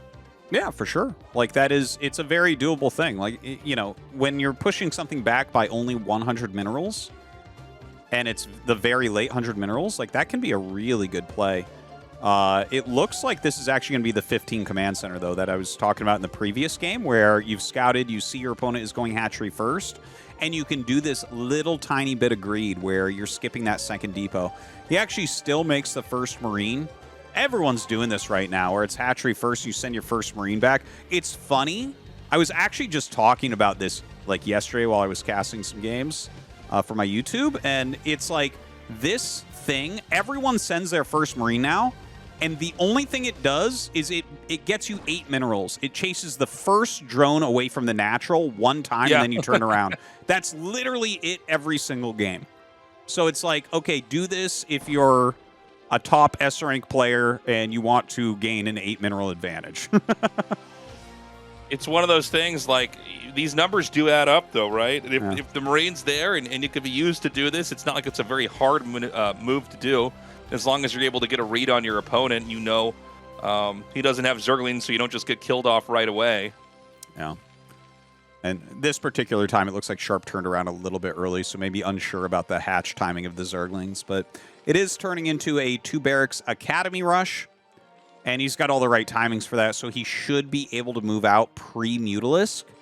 We'll see if herO does anything like masses up Speedlings, because something like that can be a good counter against what Sharp happens to be doing here.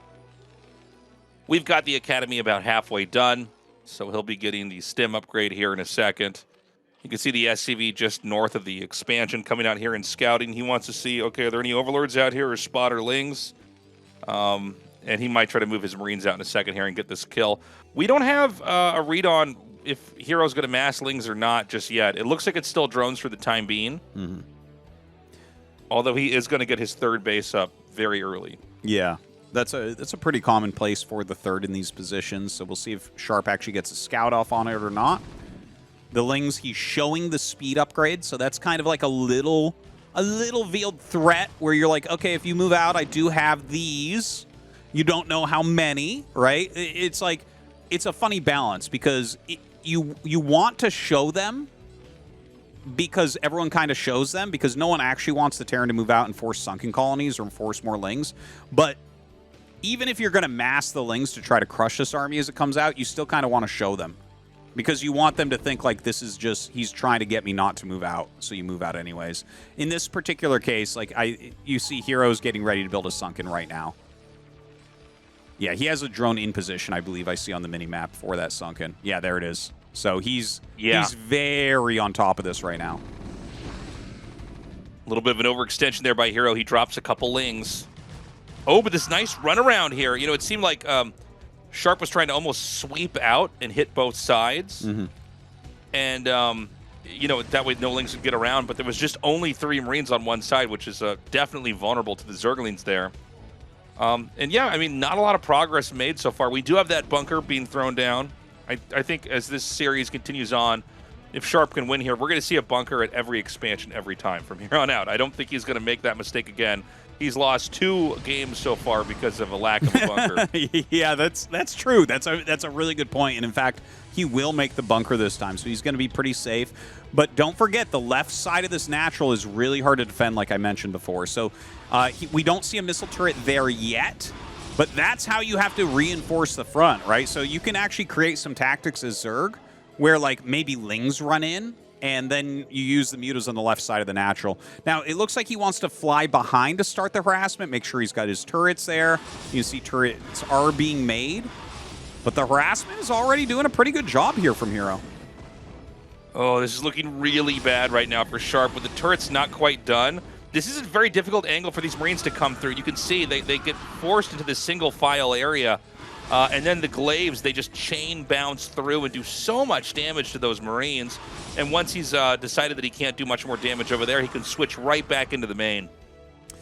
Yeah, this is some good Mutalisk rotating right now. There's 3 gases as well, just to point out there. So a lot of Mutalisk production occurring right now. He's not really going for any other tech, just trying to push his advantage with these mutas. Sharp is actually adding the 3rd racks now, it looks like. Of course, he has +1 going and trying to build enough turrets to kind of hold on right now. But this is pretty substantial damage from the mutas so far. Yeah, the mutas are continuing to just hammer these locations. The main, by the way, I think he can actually just get behind the minerals and not even have to deal with that turret. But he's going to swoop back in here. He could 3-shot this turret if the SCVs can't repair fast enough, and he does take it out. It's just getting worse and worse, Tastosis. It really is. The medic's trailing those Marines that are out on the map. Sharp is very close to dead right now. herO knows everything that's going on. The factory is super late as well. This is an early game amount of Marines that he's moving out with. There's no way it beats the mutas that are out. Yeah, and the problem now is that this group of Marines on the map can also get isolated and picked off here as well. You just have to make 1 or 2 rounds of Zerglings and send the mutas in with that, and you're going to smash that too. I mean, he can even make Sunkens at his bases as well. He's killing every SCV. Dude, this is over. This is... You do not win from here. Not in any level. Like, this is unbelievable damage from herO. herO is up 20 supply right now. 20 supply. Yeah, this is so bad. It's crazy because Sharp looks so good in game 1, but it feels like this is probably the beginning of the end here for this series. We've got a lot of mutas, way more than 11, which is what you normally have in these moments. The Lings are going to come in here now. I don't even think he has to really micro these mutas. He can just kind of sit on top, and this may be the moment that Sharp taps out. Yeah, he's losing a lot here. Losing those medics is going to be particularly painful. Jumping on the bunker as well. SCV's trying to come up to repair, can't get there in time. Sharp knows that this is the end of his tournament run.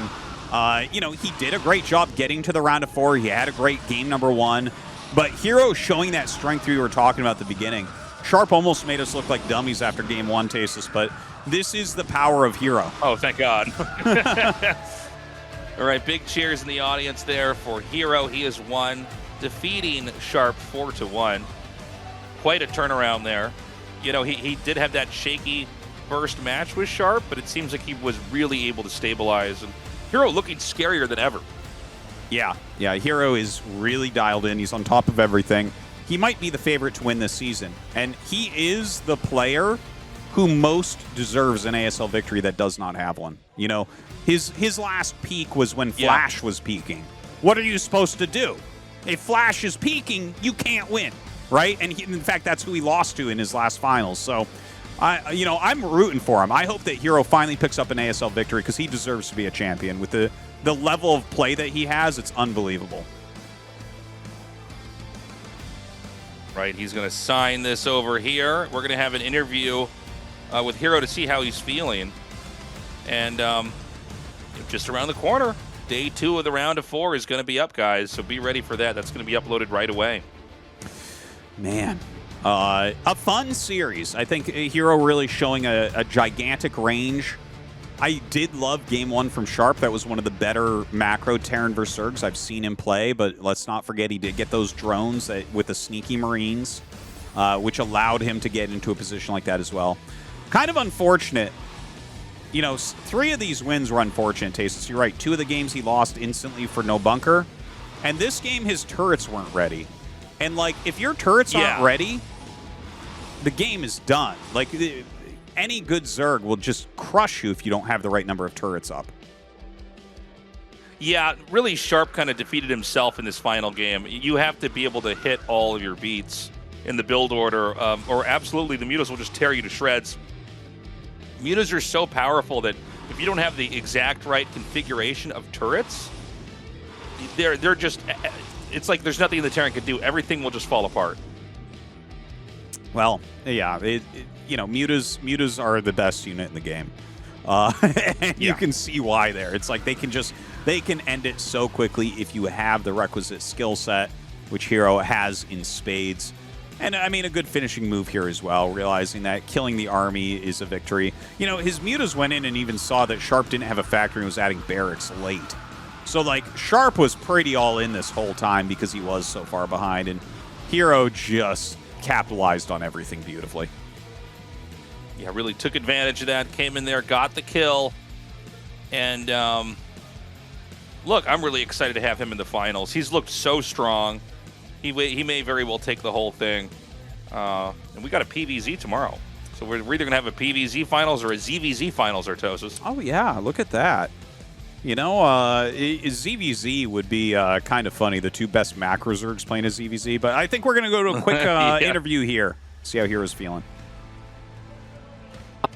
herO, it's been a few years since November 2017 when you went to the finals of Season 4. And after 7 years, you've woken up from your state of hibernation and advanced on to the grand final stage again. A long struggle of numerous defeats in the round of 4 and failures to advance, you have finally managed to break the curse this season today. Let's hear how you're feeling. For starters, I don't think it's hit me yet that I've made it to the finals after such a long time. Unfortunately, I would always slip up in the round of 4. Today, somehow, I was more determined to advance this time. I prepared well, and to get this result makes me really happy. As you went through the games, what was the moment where you felt the mood is shifting in your favor? Honestly, having won on Troy, I figured it's worth just playing this as a best of 5, and then when I took Retro, winning that one was when I felt I would be winning today. On the other hand, you didn't get off to a good start in Game 1. Did that make you think of all those shortcomings from the past? I did lose the first game, but I was feeling okay on the inside. I was fine mentally. After that, I just focused on not succumbing to the same thing. It seems the reason I won today was that I didn't let my mentality be shaken. And so you've taken care of all those Terran opponents, and many fans joined us in hopes of seeing a Grand Finals appearance from herO. Now, the next round of 4 match is between Snow and Sulky. All the Terrans are now gone, you've broken all of them, and you're waiting for your next opponent. Who do you think is going to win there, Snow or Sulky? Honestly, I would be fine with either of them, but for the sake of entertainment, me facing off against Snow would perhaps be better for the fans. I too want to play against Snow. So you say, you're waiting for Snow to make it to the finals. Now this time, is this finally the season where you lift the championship trophy you've so dreamt of? How do you feel? Is this season different? To be fair, I did not even imagine this would be a season where I get to the finals. It seems to be a season where luck is heavily on my side. I will prepare well so that I can get to lift the championship trophy. Many fans cheered you on throughout this story of personal development. Even fans from abroad came to cheer for you here. Do you have any words of thanks for the fans or your colleagues? I'm thankful to all the fans for always cheering me on. I will do my best so I can get that trophy. 이렇게 또 응원해준 우리 Also, JSA thanks to the 학생들 정말 JSA 고맙고요. Academy students for their support. 연습을 좀 많이 도와줬는데 I had a lot of help during practice from Terrans, 테란 친구들 그 성균이랑 병영이, Mind, 영진이, Barracks, 시선이, Rush, 그리고 Royal, 사태 and Ample. 이렇게 진짜 너무 고맙다고 I wanted to 하고 express 싶고, my gratitude, 또 우리 JSA 이사장님 and to the head of JSA Academy, Jose, 좀 많이 힘들어하는데 who's been having a hard 같이 time 잘 recently. 해봤으면 좋겠습니다. I hope things start looking up for us. Thank you. Got it. Once again, congratulations, and we'll see you in the grand final. Congratulations. Thank you. And that does it for our interview with herO, who advances on to the finals. All right, guys. Well, that does it for herO. He is moving on. He's looking amazing. I just wish these... we got some more games out of these two, Tastosis. This was too short. Yeah, it was a little bit fast. But you know what? herO won. I thought he was going to win. I thought we might get one more game. But Sharp, he had some holes, and herO just jumped upon them. So Terran maybe falling a little bit short this season, but that's okay. They've had some slight success in Star Leagues in the past. herO going to the finals. This shouldn't really surprise people. I mean, he's just ridiculously strong. But he hasn't been to the finals in a while. It seems like he's fallen in the round of 4 so many times at this point. This is his moment. This is his moment. I actually think he's going to win, Tasteless, no matter who comes up. You might be right, Tastosis. He just looks so scary. Really interesting series that he played here. And by the way, props to Sharp. I mean, Sharp looked better, especially in that first game, than he ever looked. I think he got a little bit shaky after that game 2 cheese and just didn't seem to be able to find his footing getting into the mid game. Of course, guys, coming up next, just around the corner, Snow versus Sulky. Oh my God. Yeah, that's going to be an amazing This is match. going to be so good. Dude, really, historically, these two have a lot of good PVCs, too. In fact, I believe Snow's first ever pro win against Zerg was against Sulky, like 12 seasons ago or so. Because I know he had that crazy streak of not winning against Zerg professionally for more than 10 years. But they've had a lot of really great games. That game on Whiteout really comes to my mind with all the Reaver play. But I can't wait to see what this looks like between them. They're both very, very smart players. Really good at the full range of plays. Should be a great PvZ. It's going to be a lot of fun. And that means we're either going to have a PvZ with Snow versus... herO in the finals, or a ZVZ with Sulky versus herO in the finals. Either one's going to be a lot of fun. Yeah. Honestly, even the ZVZ. Like, I feel like these are some very interesting players to have that. And I'm always having my fingers crossed for another game that gets to Ultralisk Staseless. Oh, I know. Yeah, that crazy. We actually got to see Tech out of Mutas, which was wild. That would be a welcome change. I really, honestly, wouldn't mind a ZVZ finals. I think when we get that many games back-to-back with good players, it's going to be a lot of fun to unpack it. Yeah. And, of course, look, Snow has looked, for many ASLs, like the best player, but hasn't quite gotten to where he was supposed to be. You know, he's one of these guys we've been saying, man, this guy should be taken in any of these ASLs coming up. Yeah. And especially just looking at his play online, he does sometimes just look like the actual best player we have in the tournament. For sure. Or in all of StarCraft. For sure. You can't really deny that at this point. Really, whoever ends up winning the tournament, no one's going to be overly surprised. Absolutely 3 of the very best. So, really looking forward to this. Hoping that we get a bunch of games out of it. Guys, thank you so much for watching ASL and supporting us on that Patreon. It's patreon.com/ASL English. Couldn't do it without you. Any other thoughts, Tasteless? We love you guys. Stay safe out there and sign up for that Patreon. Take care and bye-bye.